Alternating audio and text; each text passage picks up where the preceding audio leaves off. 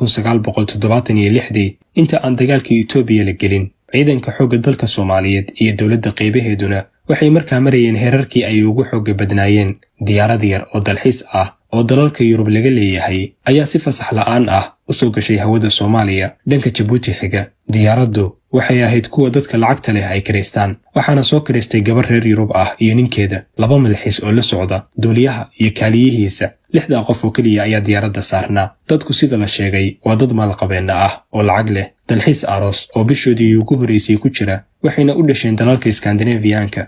dalal badan haddii soo mareen, Djiboutina safarku la soo gaaray. waxay gabadhii arooska ahayd xiisaynaysa jasiiradaha ku yaala bariga Afrika ee Tanzania iyo meelaha u dhow. haddii taa la go'aansaday waa in hawada Soomaaliya oo geeska Afrika ku taalla mara. waxaa ogolaanshiyo fasax loo soo qortay waaxda maamulka hawada Soomaaliya, taasoo codsigii diiday. markii ay ku qanci weyday sababihii ay soo qoreen, mar labaad ayay codsigii dib u soo celiyeen. jawaabtiina diidmo ayay noqotay, waayo xilligaasi shakiye ayaa jiray. waxayna dawladdu ka shakisay inay basaasayaal noqon karaan ama jawaasiis. caddaymo wax qanciyana ma keenin oo duul isla weyn ayay ahaayeen. maba soo dhigan meesha. dawlad yar oo Afrika ah ayaa hadal idinku soo celin karta. waa siduu waa hore ka sheegay Ismaaciil Mire, allaha u naxariistee, Richard Cofield kibirkiisa markuu soo wariyey isagoo yidhi, kaskiisaba ma gelin, wiil yar baa keebka kuu qabane, ragow kibirka waa lagu kufaa, kaaha la ogaado. gabadhii aroosada ahayd waxaa lagu yidhi meeshii aan iska dayno oo aan meelo kale u bedelano, haddii kale safar wareeg ah oo dheer ayay nagu qaadanaysaa. fasaxyadu inay daahaanna way dhici kartaa. ha yeeshee gabadhii way soo hisay. waxay tidhi inaan xeebahaas badweynta Hindiya soo arko mooyaane lagama yaabo inaan Yurub ku noqdo. duuliyaha iyo diyaaraddu lacag badan ayay qaateen oo hadal ma soo celin karaan. duuliyihii ayaa laba gardaymooday, dibnuhu ilkaha ku qabtay. gabadhii ayuu indhaha kor ugu taagay. wuxuu yidhi, okay, waan baxaynaa, hawada Soomaaliya ayaanan maraynaa. diyaaradda aan wadanno waa casri, wayna yar tahay, isla markaana aad ayay u dheeraysaa, waan ka dhex dusaynaa. asxaabtiisii ayaa ku yidhi, Soomaalidu waa kuwa fasaxa inoo diiday, haddaynu marno sow inama arki karaan. wuxuu ugu jawaabay, muddo yar oo 45 daqiiqo ah ayaan hawadooda kaga baxaynaa. waa dawlad yar oo Afrikaan ah, ma filaya inay qalab casriya oo na arki kara ay haystaan. haddayna arkaanna inta ay isgaarsiinayaan ama xiriirku socdo ayaan ka gudubaynaa. diyaargarooba, beri subax ayaynu dhaqaajinaynaa.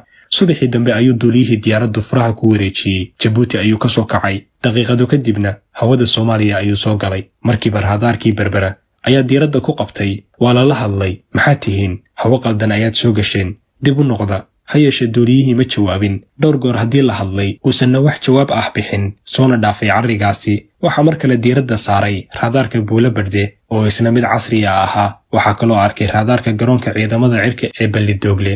intaasna duuliyuhu ma jawaabin oo qorshihiisii ahaa intay iswarsanayaan ayaan dusaynaa ayuu ku socdaa. wararka inta laysku celcelinayo, diyaaradda soo xadgudubtay Berbera, Buulo Barde, Balidoogle iyo waaxihii shaqada ku lahaa hawada iyo difaaca waxay ahaayeen daqiiqado tirsan markii la arkay duuliyaha diyaaraddu inuu kas iyo maag u dhageysanayo, waxna maagan yahay ayaa amar la bixiyey. isla markiiba 2 diyaaradood oo kuwa dagaalka ah nooca miiga loo yaqaan ayaa garoonka militariga ee Balidoogle ka kacay. 2dii diyaaradood daqiiqado yar gudahood waxay hareeraha ka mareen diyaaraddii ajnabiga ahayd. waxaa diyaaradahan wada saraakiil Soomaali ah, mid waa kabtan, 3 xidigood garbaha ku wata, midna waa 2 xidigood. intay la sinmeen diyaaraddii kale ayay amar siiyeen oo ay ku dhaheen, na soo raac, halka aanu kuu tilmaamno ku deg, haddii kale waa lagu tooganayaa, adiga iyo waxaad sididba, cawaaqib xumadeedana adigaa ka mas-uula. waa la soo jiiraysiiyey. waxaa lagu soo hagay inuu ku dego garoonka diyaaradaha ee Muqdisho. duuliyaha miiga koobaad wada ayaa ka horeeya, wuxuuna u sheegay inuu dhulka taabanayo kadibna ka sii kacayo, isaguna uu meesha ku dego, waayo ciidamo kale ayaa dhulka ugu diyaarsanaa oo sugayey. miigii labaadna wuu ka dambeeya.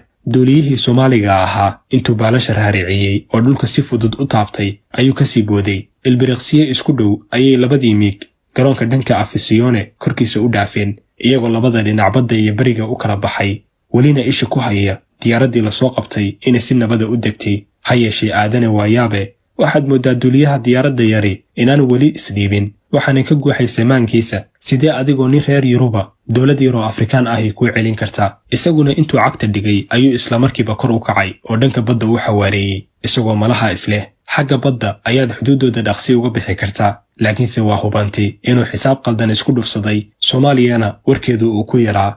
markiiba 2dii miig ayaa ku soo jiireeyey, iyadoo ay u caddaatay diyaaraddan iyo duuliyaheeduba inay cashar fiican oo kii hore ka culus u baahan yihiin. duuliyaasha Soomaalidu way tira yaraayeen xilligaasi, laakiin waxay ahaayeen kuwo xarfaan ah oo shaqadooda aad uga adag.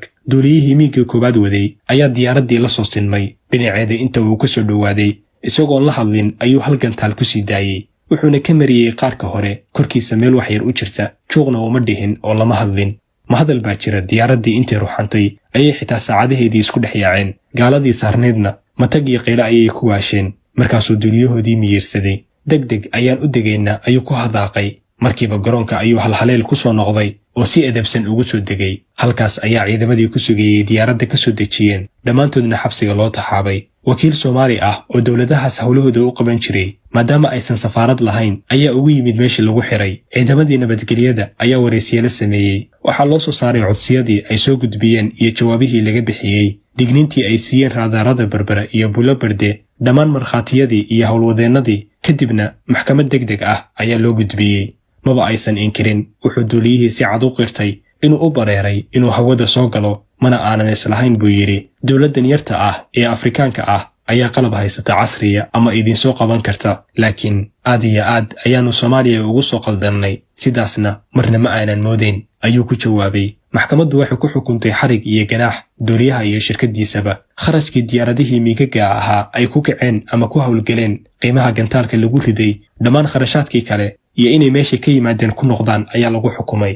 xabsigana inay gadan karaan ayaa markii dambe lagu beddelay. lacag aad u fara badanna waa laga qaaday. marka aad aragtid sida maanta laynagu jeesjeeso, sidoo kalena tusaalayaasha laynagu soo qaato marka la rabo in ummad lagu cabsigeliyo dhibaatada ay leedahay burbur iyo nidaam la'aan, iyo marka aad dib u milicsatid dhacdooyinka noocan oo kale ah ee ku tusaya awoodda iyo haybadda ay leedahay dawladnimadu, waxaad garowsanaysaa daawade inaynu laf cad toobin ku hayno. arrinta la yaab kale ayaa ah inay weli jiraan dadmaankooda uu ka guuxayo in qabiil iyo qabyaalad ay tahay qarannimo iyo sharaf. waa hubaal inuusan Ilaahay beddelin ummadna ilaa ay iyadu nafteeda beddesho.